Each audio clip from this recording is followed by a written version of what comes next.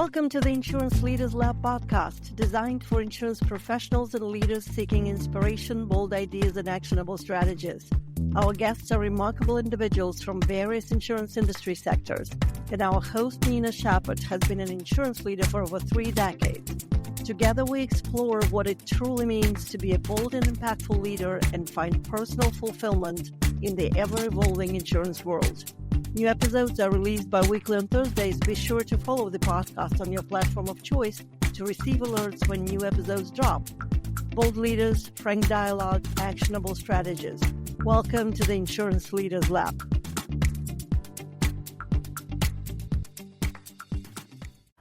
Welcome to the Insurance Leaders Lab and happy 2026. Let it be the year filled with positive emotions, pleasant surprises, and exciting projects for all of us.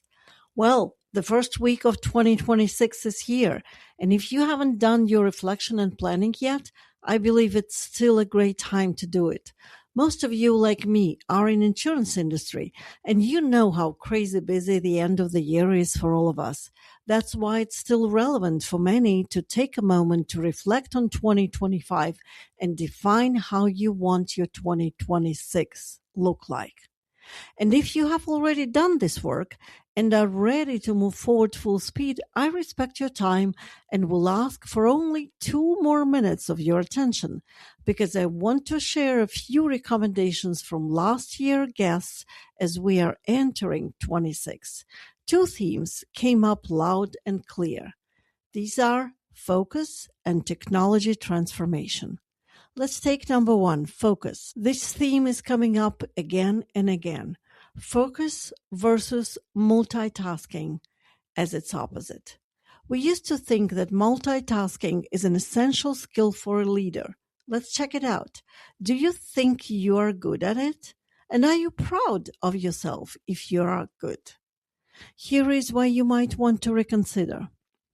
Imagine that you're on a highway driving at 100 miles an hour, okay, a little bit slower based on the speeding rules, and talking business to a client. And suddenly you hear a horn blowing right in your ears and you realize that you haven't seen that truck approaching you and it caught you totally off guard. The truck hijacked your attention for a second and then you hear a client asking, "So, what do you think about it?" You have no idea what the conversation has been about for the last several minutes.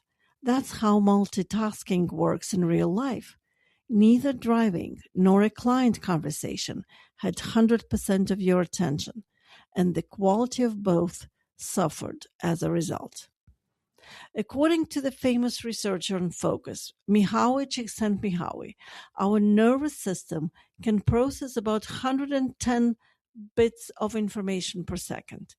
And to hear and understand what one person is saying, one needs to process about 60 bits per second. Do the calculation yourself. If you do 2 things simultaneously, both will suffer. That's how multitasking affects our ability to process information. So, if you strive for excellence in something, say client service in this example, then you need to figure out how to bring 100% of your attention to client conversation. That's the key. We probably can't avoid multitasking in some areas of our lives and days. However, how about figuring out which activities require 100% of you to ensure quality? In the context of leadership development, here is what one of our last year's guests, an executive and team coach Sven Gade, says about focus. Hello, everyone. As leaders, we often carry last year's habits into the new one without noticing. My invitation for 2026, choose one leadership competence. That could be listening, clarity, feedback, or accountability, and upgrade it intentionally. Small shifts create big impact over time. Focus on one thing, practice it every day, and watch your team rise with you. Happy New Year.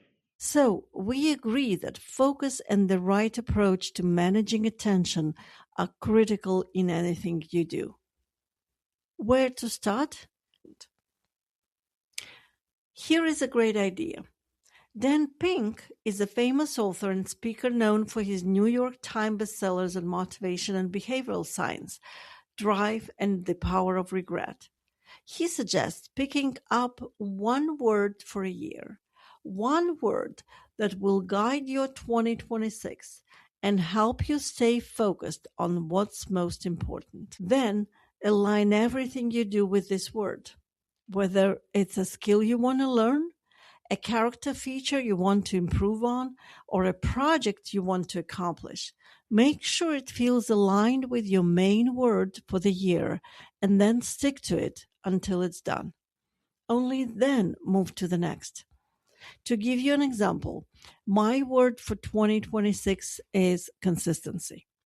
I want to be more consistent in a few areas of my life: regular exercise, thoughtful reading, and recording the Insurance Leaders Lab podcast episodes featuring amazing people sharing insights and experiences on becoming better insurance leaders and living fulfilling lives. So, focus is one theme. The second theme is about technological awareness and curiosity. As the world is overtaken by technological development, the hype and fears are aggravating at a crazy speed. The advice from our experts is stay calm and curious, explore and be open, lead with empathy, emotional intelligence, and applied critical thinking, and you'll never be out of date. Listen how Kirk Smith, the EOI director, formulates that. So I guess these are things that are 2026 and beyond. From my perspective, things like curiosity about uncomfortable, disruptive applications of AI, a growing premium that I think will be put on emotional intelligence, things like empathy, person-to-person communication, the ability to listen, and finally, an emphasis on critical thinking, a questioning of what those AI answers are and how or what informed those AI answers. Okay, that's my short version for today. Focus and be technology aware and curious. Now let's talk about the best way to start your 2026 on a good note. Here are the first two steps to get you going in the right direction. Ideally, find a quiet place and a piece of paper and write your thoughts down by hand. You'll need at least 30 minutes. The first step is about reflecting on the past year, your wins and accomplishments. A prominent American educator, John Dewey, famously said, "We do not learn from experience. We learn from reflecting on experience." Reflection is a crucial mental exercise that helps us build a more desirable future and appreciate what happened to us in a more articulated way. Think all the way back to January 2025 and everything you have achieved and experienced since then. You've most probably had some meaningful experiences and accomplished more than you think.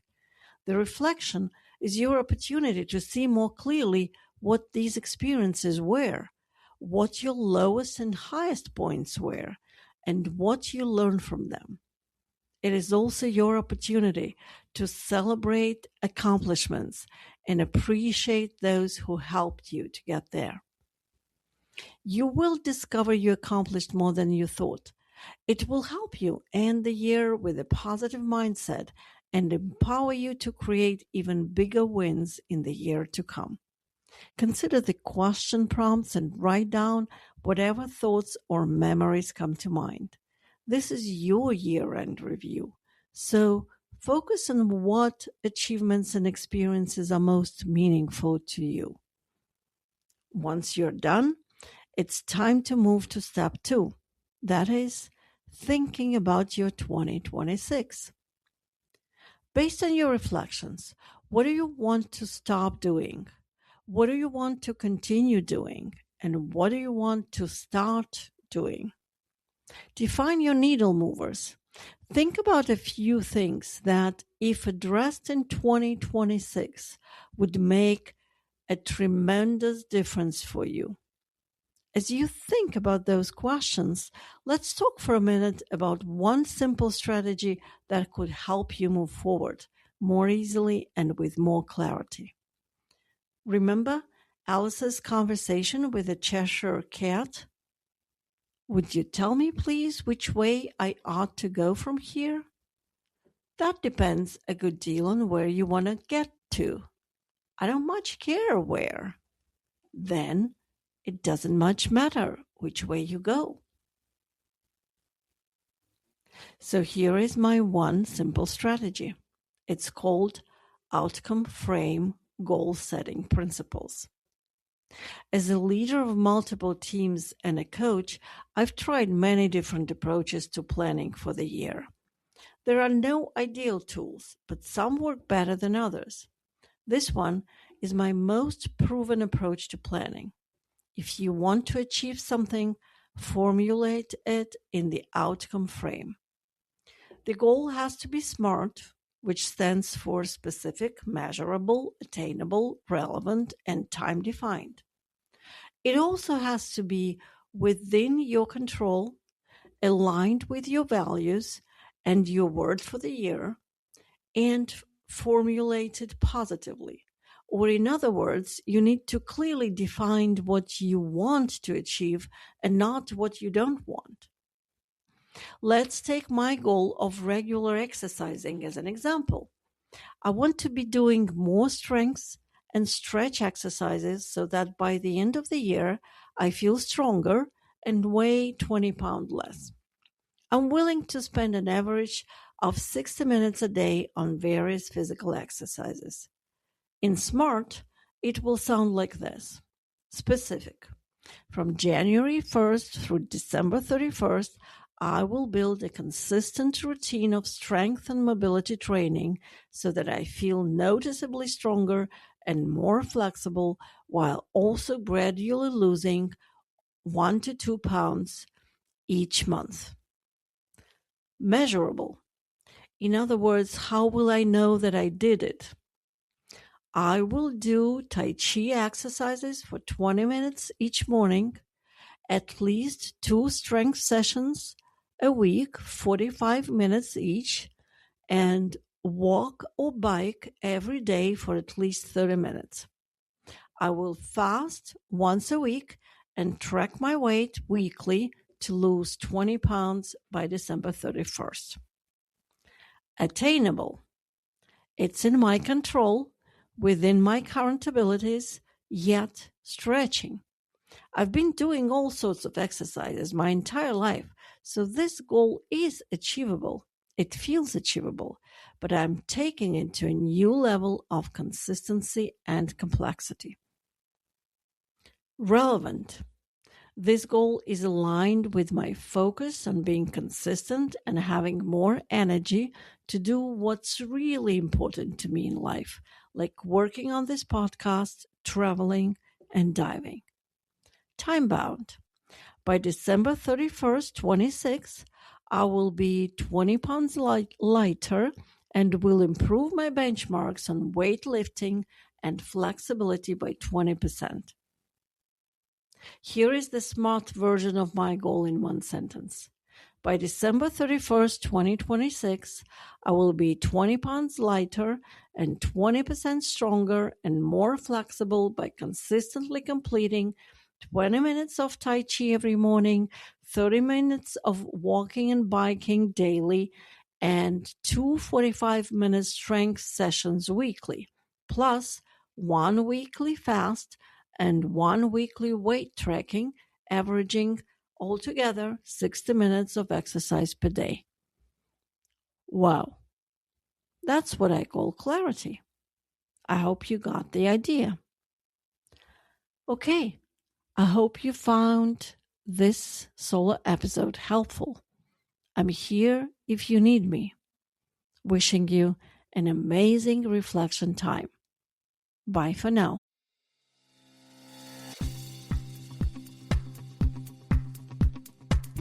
Thank you for listening to this episode of the Insurance Leaders Lab podcast. If you like what you've heard, please like it and leave a review on your preferred podcast platform. If there is anyone else in your circle who can benefit from listening, please share this link with them. Remember, this is a podcast for you, and your opinion matters to me, so if there is any topic you'd like to bring up, please send me a note to nina@ninashepherd.com. I'll see you back in 2 weeks on Thursday morning. Bye for now.